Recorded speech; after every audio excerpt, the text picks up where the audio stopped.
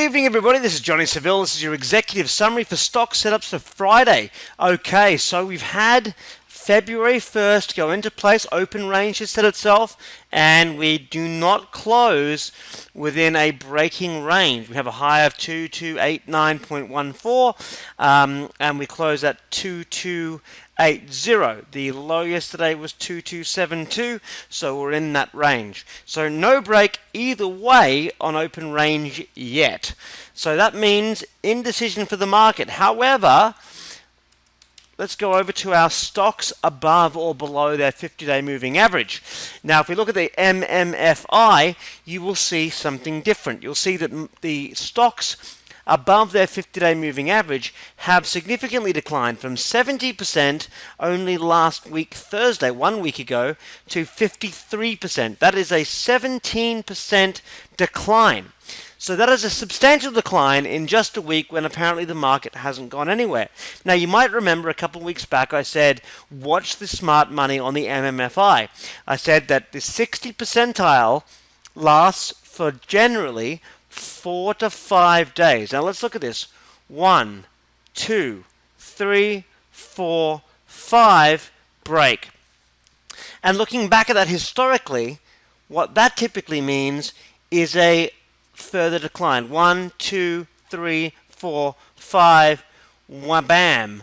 Retest, wabam. Mind the sound effects. So, is the sky falling? No, but definitely be careful about your profits and your longs and start looking for shorts. So basically the market has performed very well in that regard. Let's go over to the shorts that we've been talking about in the newsletter. Monster Energy Drink. Big, heavy insider selling area, weak sector, weak industry. This is one that we've been talking about since it broke down below 44. If you're in on the put options, you're doing great. And of course, this one just continues to decline. Down, down, down it goes. This one maybe needs a Red Bull, hey? But no, seriously, it's looking like a weak stock. The money flow is going right out of it. That's what we're looking for in terms of short candidates, breaking down out of that ascending triangle. Six Flags. Again, going over the crest and starting to fall. Had a bit of a little pop-up today, but this is part of a much larger head and shoulder pattern that we've been liking for a long time. Talked about that recently on January 18th, I believe, that we still like this. Looked at a stop at 63.13 for the March $60 puts. Obviously, those are starting to look really good, and if this can just break down below 59, that should be the catalyst for this one's drop. Rambus. This one also doing extremely well. This has plummeted really below this support line here at 1360. Now down at 1260, you can see you had that kind of algorithmic type bounce.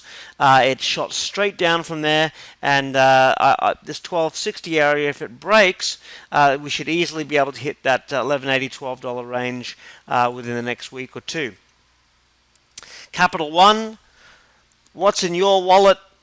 If it's a Capital One, then watch for the bottom.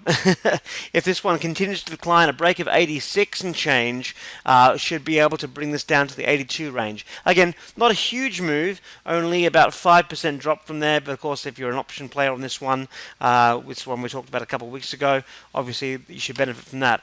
It's not moving as fast as I would like, but the one thing that's going forward is the way that it curved up that 50-day moving average, and then just started to really drop out of that.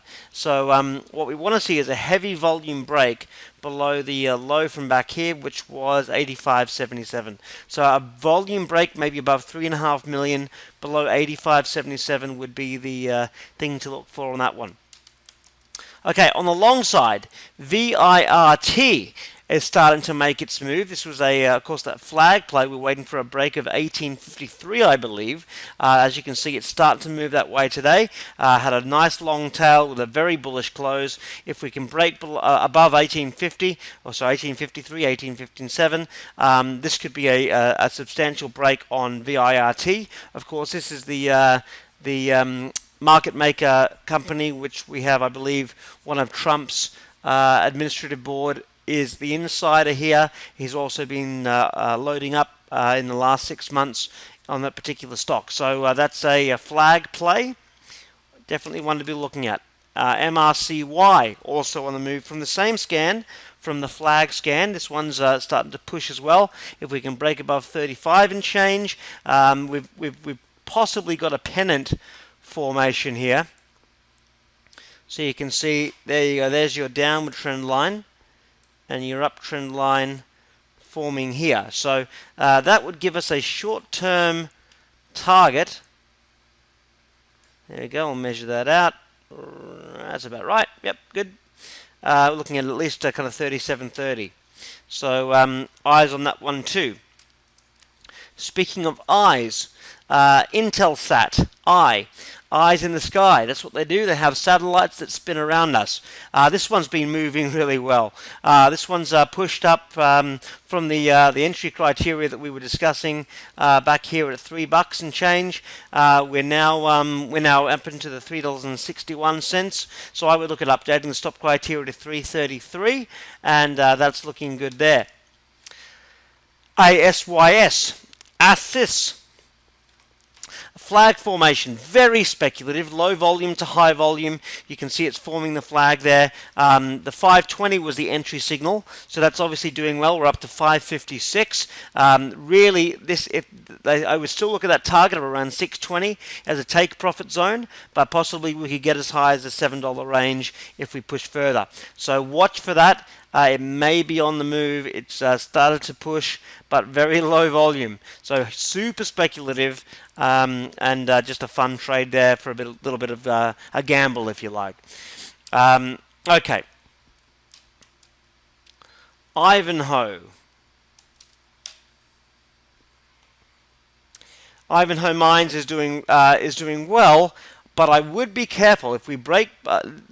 We looked at a 395 as a support zone we were looking for a pullback to. So what we really need to see is a break above this 440 zone. That would be the next catalyst. Right now there's a bit of weakness coming into the chart. I wouldn't be surprised to see it pull back to 360, but that's the moving average that's obviously supporting it in the longer term.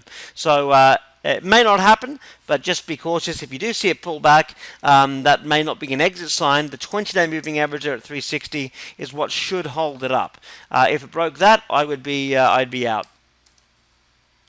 ECPG doing really well. This is obviously pushed up, continues to push up. What this really needs to do is break above this type of potential channel.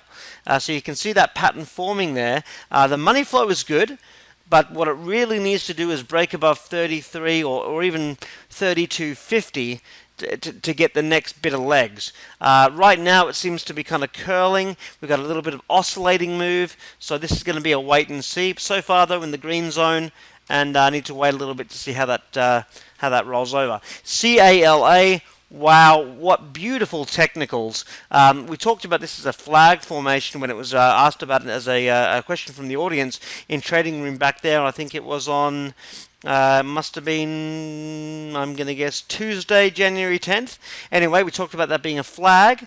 It flagged to there.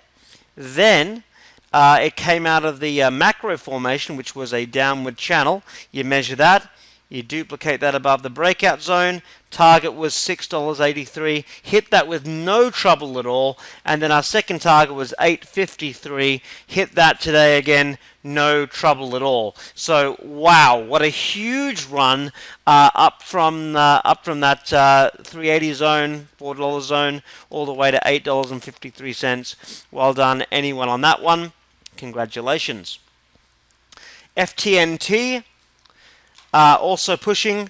This is going to be something that needs to get through this horizontal, but as you can see, it's been testing that and pulling back to its moving average support. Moving averages trump oscillation, so because that is holding well, if we can break through this level, we should easily get a push up to $36. So there's FTNT, one we've been talking about for a while. Obviously that's up from the $32 entry signal. ENG. This one obviously doing well as well, up from $2.50 entry signal. Obviously hit its first target quite easily at $2.90. Also, this was from the flag scan, so from $2.50 up to $2.90. Bam, bam, could be flagging again. So what we need to see is a break above that recent high of yesterday. That should give it the gas. Hopefully that it'll need to break the high. So we want to see a break of 285 to give it that move. Down to our second last one, PVG. Also, Pretium Resources. This is on the fly, like the one we looked at before. It's got a little bit of a channel-like type of movement. Need to break 1150 for this one to get up there, but this should be able to hopefully get up to around that 1240 zone. And last one, probably the least exciting, ITG. This is one we were looking for to continue its move further up. This is one, if it breaks much further below the 1983 zone, I think this one's probably a dead duck. So there it is. Now, if you're not a fully fledged member of Acorn, what are you missing out on? You should be here. You can try us only for $9. It's a great trade. Costs you 1 trade commissions. Give us a try for a month. Get these videos and stock updates throughout the week, as well as our live trading rooms and my Australian accent as much as you like. Anyway, acornwealthcorp.com/gold, and we hope to see you in our next live trading room. And otherwise, catch you later.